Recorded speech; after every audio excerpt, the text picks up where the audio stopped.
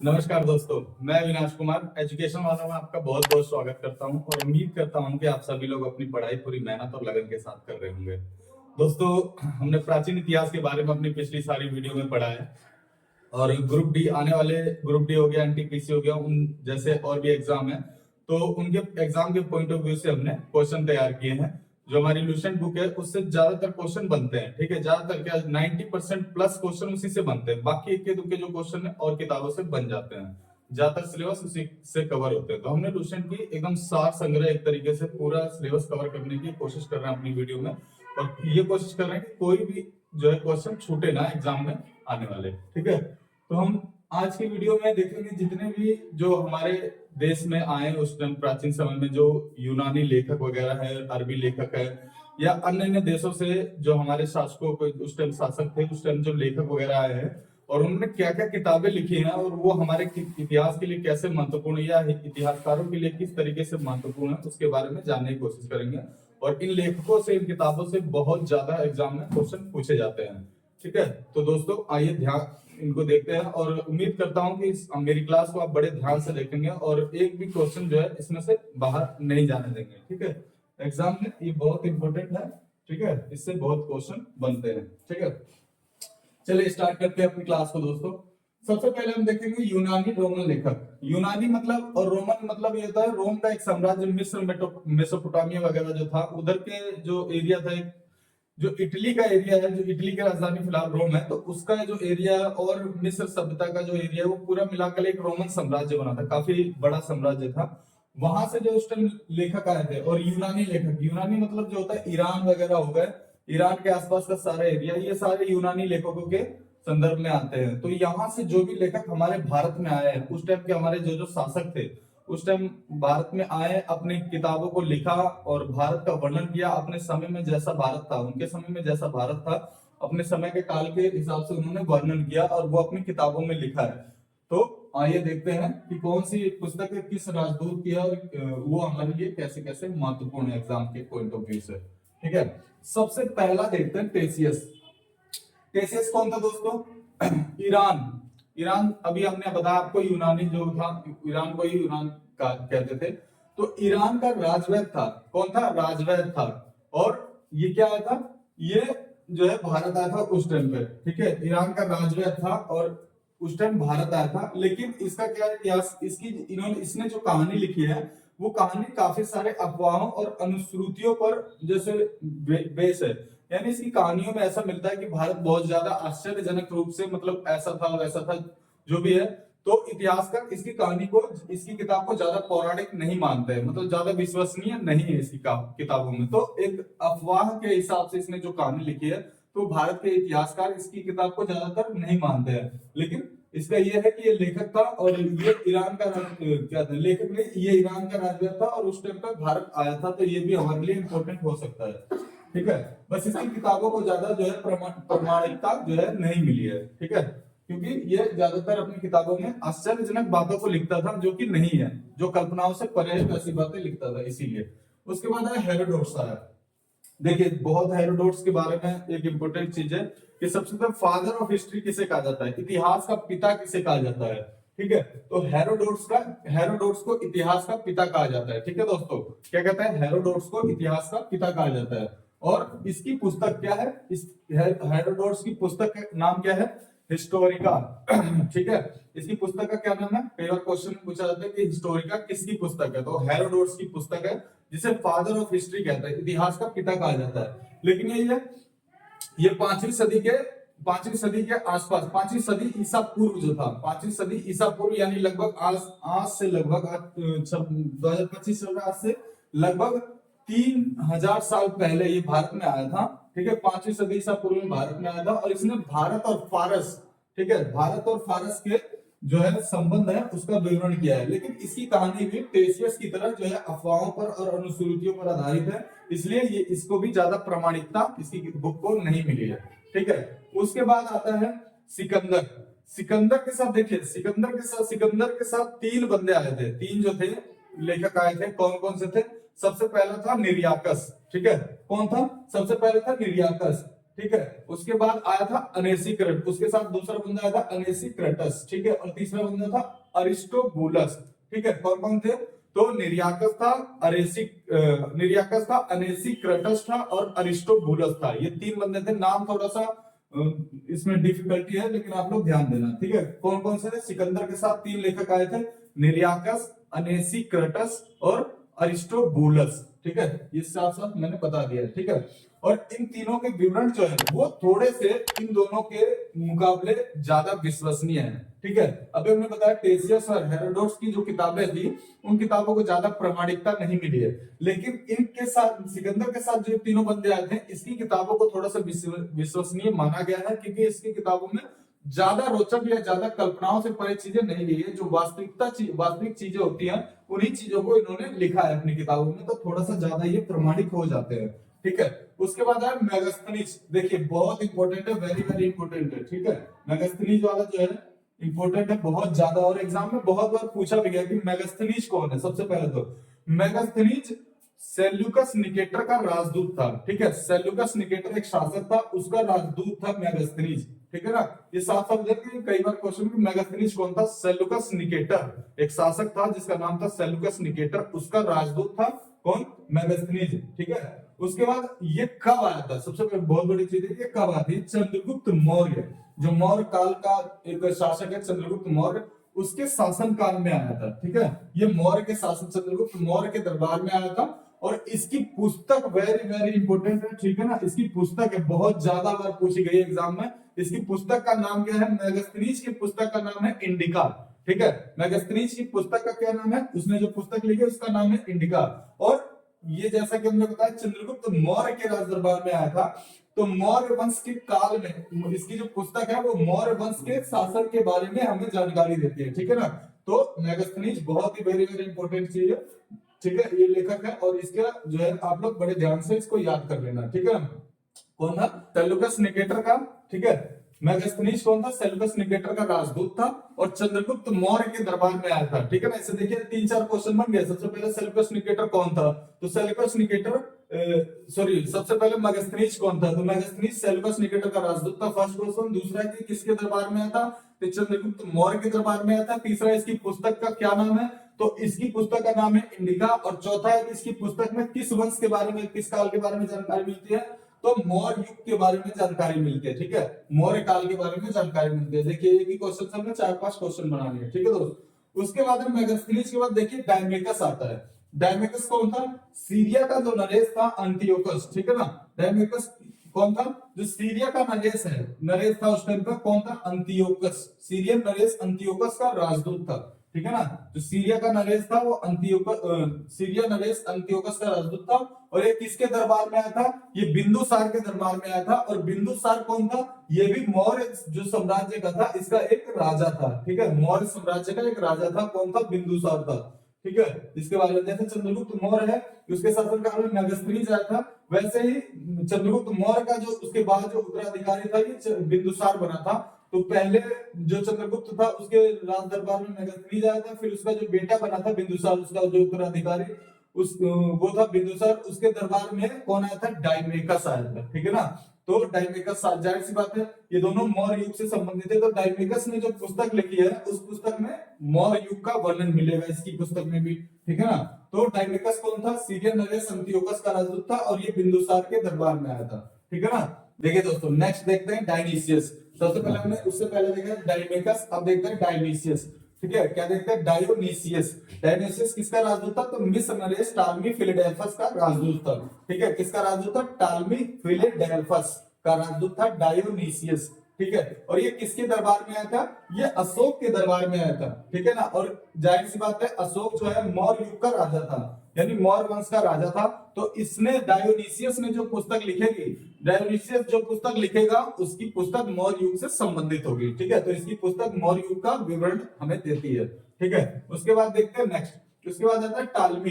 टालमी एक लेखक ऐसा था जिसकी पुस्तक का क्या नाम था? उसकी पुस्तक का नाम था भारत का भूगोल। उसने टालमी की पुस्तक भी कई बार पूछी जाती है दोस्तों कि टालमी की पुस्तक का नाम बताए, तो भारत का भूगोल नामक उसने एक पुस्तक लिखी थी, ठीक है ना। उसके बाद देखते हैं प्लिनी। अब देखिए प्लिनी आया था, इसने प्लिनी की जो पुस्तक है उस पुस्तक उसका नाम क्या है, नेचुरल हिस्ट्री। ठीक है, नाम से ही पता चलता है नेचुरल हिस्ट्री, यानी ये नेचर के बारे में उस टाइम के अपना वर्णन करेगा। तो इस टाइम जब इसने पुस्तक उस टाइम के जब ये इसने पुस्तक लिखी थी अपने समय के, तो उस समय जब भारत में आके इसने नेचुरल हिस्ट्री नामक पुस्तक लिखी, तो उस समय के जो पेड़ पौधे हैं, पशु पक्षी हैं, खनिज पदार्थ हैं, बंदरगाह हैं और भी एनवायरमेंटल जो चीजें हैं, पर्यावरणीय चीजें हैं नेचुरल से संबंधित, तो उन चीजों का अपनी पुस्तक में इसने जिक्र किया है। तो पेड़ पौधे, पशु पक्षी आदि का जिक्र इसकी पुस्तक में मिलता है। और प्लिनी की पुस्तक क्या नाम बताया हमने, नेचुरल हिस्ट्री। ठीक है, प्लिनी की पुस्तक का क्या नाम बताया हमने, नेचुरल हिस्ट्री। ठीक है ना। टालमी की पुस्तक कौन सा है, भारत का भूगोल है, और प्लिनी की पुस्तक है नेचुरल हिस्ट्री। ठीक है, गारंटेड है दोस्तों, एक बार ध्यान से पढ़ लोगे क्लास को तो भूल नहीं पाओगे, और एग्जाम के पॉइंट ऑफ व्यू से पक्का है कि वहां पे सर पकड़ के बैठोगे ही कि ये सर ने हमें पढ़ाया, और हमने ध्यान से पढ़ा नहीं जो भी चीज है। ठीक है ना, तो ध्यान से पढ़ना इस चीज को, और एग्जाम जो है अपना क्लियर करके ही आना। ठीक है, उसमें कोई दो राय नहीं है। ठीक है, उसके बाद देखते हैं नेक्स्ट है पेरिप्लस ऑफ द इरिथ्रियन सी। ये दोस्तों ये लेखक नहीं है, ये किताब का नाम है। क्या नाम है, पेरिप्लस ऑफ द इरिथ्रियन सी।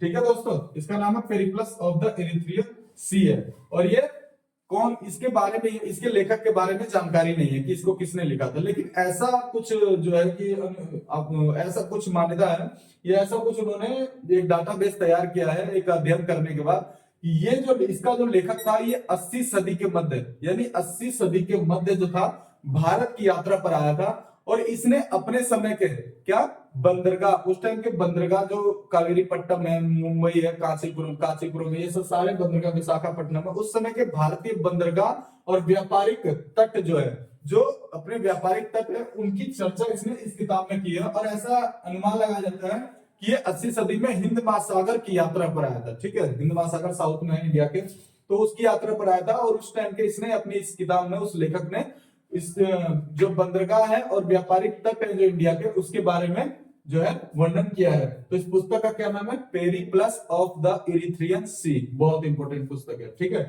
उसके बाद देख लेते हैं, अब हमने देख लिया दोस्तों रोमन और यूनानी लेखकों के बारे में देख लिया। अब हम देखेंगे कुछ इंपोर्टेंट लेखक जो चीन से आए थे। कई बार हमसे ये भी पूछा जाता है कि चीन के कौन कौन से यात्री हैं। ठीक है, अब देख लेते हैं चीन की यात्री हैं। सबसे पहला चीन का यात्री कौन सा है, सबसे पहला चीन से आने वाला यात्री फाहियान है। ठीक है, क्या नाम है, फाहियान है। और ये किसके काल में आया था, ये गुप्त नरेश, कौन था, चंद्रगुप्त द्वितीय के दरबार में आया था। कौन था, गुप्त नरेश चंद्रगुप्त द्वितीय। ठीक है, उसके दरबार में आया था। कौन आया था, फाहियान आया था। ठीक है ना। और ये कितने वर्षों तक भारत में रहा था, ये 14 साल तक भारत में रहा था दोस्तों। ठीक है ना, क्वेश्चन ये आता है कि फाहियान कितने सालों तक इंडिया में रहा, उसने अपना अध्ययन किया। तो 14 साल तक फाहियान रहा इंडिया में, और ये चंद्रगुप्त द्वितीय के दरबार में आया था। ठीक है, उसके बाद आया था फाहियान के बाद दूसरा बंदा है संयुगन, जो चीन से आया था। नाम से ही पता चलता है इनका दोस्तों, युगन फुगन ऐसे नाम हाई फाई होते हैं इनके। ठीक है, तो नाम से पता चल जाएगा आपको कि कौन चीन का है और कौन अरब का है। ठीक है ना। उसके बाद देखते हैं संयुगन। ठीक है, फाहियान के बारे में देख लिया। संयुगन कब आया था, 518 ईस्वी में आया था। ठीक है ना, कब आया था, 518 में आया था भारत। और ये कितने वर्षों तक रहा था, ये भारत में 3 वर्षों तक रहा था। ठीक है ना, ये भारत में 3 सालों तक रहा था। और 3 सालों तक रहकर इसने क्या किया, जो बुद्ध की उस टाइम जो प्राप्तियां हैं, यानी बुद्ध ने कहा धर्म चक्र, बुद्ध ने कहा अपने उपदेश दिया, बुद्ध ने कहा क्या समितियां बनाई, संघ बनाए, बौद्ध मठ वगैरह, इन सारी चीजों को उसने ध्यानपूर्वक उसका अध्ययन किया और उसको अपनी पुस्तक में इसने वर्णित किया। ठीक है ना। तो इसने 3 वर्षों में बुद्ध के जो प्राप्तियां हैं उसको एकत्रित किया अपनी किताब में। ठीक है ना। संयुगन के बाद दोस्तों देख लेते हैं कौन आया, हिंसान। संयुगन के बाद कौन आया, हिंसान। हिंसान भैया चीन के जितने भी अब तक तीनों चारों आए, सबसे ज्यादा इंपॉर्टेंट कौन है, ये है हिंसान है। ठीक है, सबसे ज्यादा इंपॉर्टेंट है हिंसान। इसके बारे में एक ध्यान से पढ़ना दोस्तों। देखो हिंसान सबसे पहले किसके काल में आया था, तो हर्षवर्धन के शासन काल में आया था हिंसान। ठीक है, और कब आया था, 630 में भारत आया था। देखिए इसको, ये चीन से निकला था 629 में। ठीक है, और भारत को आते आते, भारत चलते चलते इसको 1 साल हो गया। तो 629 में चला था और 1 साल बाद भारत पहुंचा। और भारत का किस राज्य, उस टाइम एक राज्य था कपीसा, भारत के राज्य कपीसा पहुंचा। ठीक है ना, 630 में पहुंचा, यानी 629 में चला और 630 में 1 साल बाद यहाँ पहुंचा। और इसने कितने वर्षों तक, ये 15 वर्षों तक भारत में रहा था। यानी 645 में यहाँ से गया था, 630 में यहाँ पहुंचा और 645 में यहाँ से गया। और इसने क्या किया, और 645 में यहाँ से निकला, 15 सालों तक इसने यहाँ पे अध्ययन किया। और देखिए सबसे इंपॉर्टेंट बात है कि इसकी पुस्तक का क्या नाम है। ठीक है दोस्तों, इसका जो पूरा यात्रा वृत्तांत है, इसकी एक पुस्तक है जिसका नाम है सी यू की। ठीक है, जिसका नाम है सी यू की, इसकी पुस्तक का नाम है। और इसमें 138 देशों का वर्णन मिलता है। ठीक है ना, कितने देशों का, 138 देश। ठीक है, 138 कंट्री का इसमें जिक्र मिलता है। ठीक है ना, यात्रा वृत्तांत जो हिंदुस्तान ने किया था, ये बहुत इंपॉर्टेंट है, इसके बारे में आप लोग ध्यान दे देना। एक बार दोस्तों मेरी क्लास को अगर आप लोग ध्यान से देखोगे ना, तो आपको अदर कोई बुक उठाने की जरूरत नहीं पड़ेगी। सारे क्वेश्चनों का निचोड़ जो जो एग्जाम के पॉइंट ऑफ व्यू से आए हैं वो हमने इसमें डाले हैं। चाहे वो प्राचीन इतिहास हो गया, चाहे वो वर्णन हो गए लेखकों के, चाहे कोई भी शासक वगैरह हो गए, सबकी जो है, सबका जो है पूरा एक बायोडाटा एग्जाम के पॉइंट ऑफ व्यू से कोई छूटे ना, वो सारी चीज हमने अपनी इस क्लास में डाले, अपनी जो भी क्लास है उनमें डाली हुई है। ठीक है ना, आप बस हमारी क्लासों को ध्यान से देखना और उस हमारी क्लासों से ज्यादा से ज्यादा जुड़े रहो। ठीक है दोस्तों, इस वीडियो को ध्यान से देखिए और इसको ज्यादा से ज्यादा शेयर कर दीजिए ताकि ये जानकारी जो है और लोगों तक भी पहुंचे। ठीक है दोस्तों, तो हमने चीन के कितने लेखक के बारे में देख लिया है, 3 लेखक। पहला फाहियान, दूसरा है संयुंगन, तीसरा है हिंसान, और चौथा और लास्ट का जो बंदा है ना, वो कौन था, इत्सिंग। ठीक है, क्या नाम था, इत्सिंग। ठीक है, चौथे लेखक का नाम था इत्सिंग। और ये कब आया था, इस 7वीं सदी के अंत में आया था। ठीक है, 7वीं सदी के अंत में आया था। और इसने कहां रहकर इसने वर्णन किया, इसने नालंदा विश्वविद्यालय और विक्रमशिला विश्वविद्यालय यहाँ पे रहकर अध्ययन किया और उसका वर्णन किया। ठीक है ना, तो ये 4 लेखक है जो इंपोर्टेंट है चीन के। ठीक है, फाहियान है, संयुंगन है, हिंसान है और इत्सिंग है। ये तीनों चारों के बारे में हमने आपको पढ़ा दिया। उसके बाद देख लेते हैं जो अरब के लेखक आए थे। ठीक है, अरब आप लोग जानते होंगे, जो सऊदी अरब वगैरह हो गए, यहाँ से जो उस टाइम थे, उन सारे लेखकों को मिलाकर एक ग्रुप बनाया अरबी लेखक। अरबी लेखक में 2 लेखक सबसे महत्वपूर्ण है। ठीक है, कौन सा है, सबसे पहले अल बरूनी। ठीक है, कौन है, अल बरूनी। देखिए अल बरूनी कब आया था, ये महमूद गजनी के साथ आया था भारत। ठीक है ना, ये महमूद गजनी के साथ भारत आया था। और ये कहाँ का रहने वाला था, तो अल बरूनी जो है ख्वारिज्म का रहने वाला था, या खीव भी कह लो उसे, ख्वारिज्म या खीव, जिसे हम तुर्कमेनिस्तान कहते हैं। ठीक है दोस्तों, जिसे हम तुर्कमेनिस्तान कहते हैं, जो अब कहते हैं, उस टाइम क्या कहते थे, ख्वारिज्म कहते थे या खीव कहते थे। तो वहां का रहने वाला था अल बरूनी। और इसकी पुस्तक वेरी वेरी इंपॉर्टेंट है। देखिए इसकी पुस्तक का क्या नाम है, इसकी पुस्तक का नाम है किताब उल हिंद। ठीक है, क्या नाम है, किताब उल हिंद, इसकी पुस्तक का नाम है। ठीक है, जो कि कितने अध्याय में, जो कि 80 अध्याय में, यानी 80 चैप्टर में इसने अपनी पुस्तक लिखा है, जिसमें रीति रिवाज है, कीमिया है, शास्त्र दर्शन है, खगोल विज्ञान है, बहुत सी सारी चीजों का उसने अपनी किताब में वर्णन किया है। ठीक है दोस्तों, तो टोटल 80 चैप्टर में, इसके कितने हैं, 80 चैप्टर में, 80 अध्याय में इसने अपनी पुस्तक है जो किताब उल हिंद, उसका वर्णन किया है। ठीक है ना, तो ये कौन था, ये तुर्कमेनिस्तान का रहने वाला था, उस टाइम पर ख्वारिज्म कहते थे, और ये गजनी के साथ आया था। और किताब उल हिंद इसकी पुस्तक का नाम है। ठीक है, जो कि 80 अध्याय में इसने डिवाइड किया है, 80 अध्याय में लिखा हुआ है। नेक्स्ट देख लेते हैं इब्न बतूता। ठीक है, ये लेखक भी बहुत इंपॉर्टेंट है। ठीक है दोस्तों, ये लेखक भी बहुत इंपॉर्टेंट है। क्या नाम है, इब्न बतूता। इसकी पुस्तक का क्या नाम है, रिहला। ठीक है ना, इसकी पुस्तक का क्या नाम है, रिहला है। और ये कब आया था, ये 14वीं सदी के अंत में आया, 14वीं सदी के मध्य में आया था, 14वीं सदी में आया था। और इसने भारत का, उस टाइम का अपना जो भारत था उस टाइम का वर्णन किया है अपनी किताब में। इसकी किताब का क्या नाम है, रिहला। ठीक है, बहुत ध्यान से देख लेना भैया, वेरी वेरी इंपॉर्टेंट है। ठीक है, और ये किसके काल में आया था, मोहम्मद बिन तुगलक जो था उस टाइम के शासन काल में आया था। मोहम्मद बिन तुगलक को देखिए, एक अनुश्रुति है कि मोहम्मद बिन तुगलक को पागलों का राजा, ये पागल राजा कहते थे। ठीक है ना, इसके बारे में हम अपनी किताबों पुस्तकों में आने वाली वीडियो में जो है हम पढ़ाएंगे आपको। ठीक है ना, तो ये मोहम्मद बिन तुगलक के काल में आया था। और ये क्या था, जब ये दिल्ली पहुंचा 1333 में, तो इसकी विद्वता, यानी ये इतना जो है विद्वान है, ये इतना महान है, उसकी महानता को सुनकर जो ये मोहम्मद बिन तुगलक है, उसने इसको यहाँ का दिल्ली का काजी या फिर कह लो कि न्यायाधीश, जज घोषित कर दिया। इसको इब्न बतूता को। ठीक है ना, तो 1333 में मोहम्मद बिन तुगलक ने इसकी विद्वता से प्रभावित होकर इसको दिल्ली का काजी या न्यायाधीश नियुक्त कर दिया। ठीक है, इब्न बतूता को। इसकी पुस्तक वेरी वेरी इंपॉर्टेंट है दोस्तों, वो ध्यान रखना। इसकी पुस्तक का नाम है रिहला। ठीक है ना। ठीक है दोस्तों, नेक्स्ट हम देखते हैं दो लेखक और हैं। ठीक है, पहला है तारानाथ। अन्य जो लेखक है उनमें दो लेखक और हैं, जो है एक तो है तारानाथ और दूसरा है मार्को पोलो। तारानाथ एक तिब्बती लेखक है। ठीक है, कौन है? एक तिब्बती लेखक था उस टाइम पे, और इसने दो पुस्तकें लिखी है। कौन सी? एक है पुस्तक का नाम कंग्यूर और एक पुस्तक का नाम है तंग्यूर। ठीक है, तो इसने कंग्यूर और तंग्यूर नामक दो पुस्तकें लिखी हैं, और इसका जो है इसकी पुस्तक भी इतिहास के बारे में बहुत महत्वपूर्ण जानकारी देती है, तारानाथ की पुस्तक। ठीक है, तारानाथ के बाद जो है यह है लास्ट का है अपना मार्को पोलो। जो है मार्को पोलो है, मार्को पोलो था, और ये 13वीं सदी में भारत आया था। ठीक है दोस्तों, ये कब आया था? 13वीं सदी में भारत आया था, और ये पांडे देश की यात्रा पर आया था। पांडे देश के बारे में हम लोग आपको अगले नेक्स्ट आने वाली वीडियो में बताएंगे। चोल, चेर, पांडे ये सारे थे। तो साउथ में जो था एक वंश था पांडे वंश। ठीक है, उसका जो शासन काल था वो साउथ वगैरह में, तो उसके बारे में हम पढ़ाएंगे दोस्तों। तो ये उस टाइम पे वहां पे आया था, और ये पांडे देश के यात्रा पर आया था, और उस टाइम पे जो इसने पांडे के देश के बारे में इसकी जो जानकारी है वो जानकारी इसने अपनी पुस्तक में लिखी है। तो इसकी पुस्तक से हमें पांडे देश के बारे में जानकारी मिलती है। ठीक है दोस्तों, ये टोटल दोस्तों अरब यूनानी अरबी लेखक 9 लेखक थे, 9 लेखक और एक पुस्तक हमने पेरिप्लस ऑफ द टोटल 10 चीजों के बारे में उसने जानकारी प्राप्त की है। 4 जो लेखक है वो चीन से आए थे, तो 10 4 14, और 2 लेखक जो है अरब से आए थे, तो अलबरूनी और इब्न बतूता।